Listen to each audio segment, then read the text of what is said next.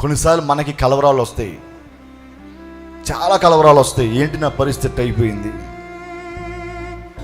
నా స్థితి ఎలా మారిపోయింది, ఏంటి నా పరిస్థితి ఈ విధంగా ఎందుకు అయిపోయింది?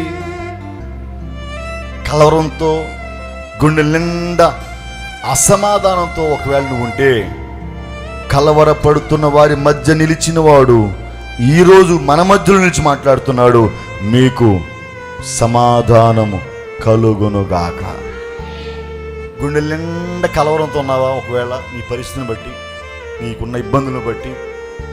వారికి ఆ టైంలో శిష్యులకి అంత కలవరంతో ఉన్నారు, పాపం వాళ్ళు భయంతో ఉన్నారు. నీ కూడా అప్పుడప్పుడు భవిష్యత్తుని గురించి భయం ఉంటుంది, నీ పిల్లల గురించి కలవరం ఉంటుంది, నీ ఆరోగ్యాన్ని బట్టి కలవరం ఉంటుంది, నీకున్న స్థితిగతులను బట్టి నా పరిస్థితి ఏమవుతుందో, రేపు నన్ను ఎవరు ఆదుకుంటారో, ఎవరు నాకు తోడుగా ఉంటారో, నా జీవితం ఏమిటో అని ఒకవేళ కలవరంతో ఉన్నావా?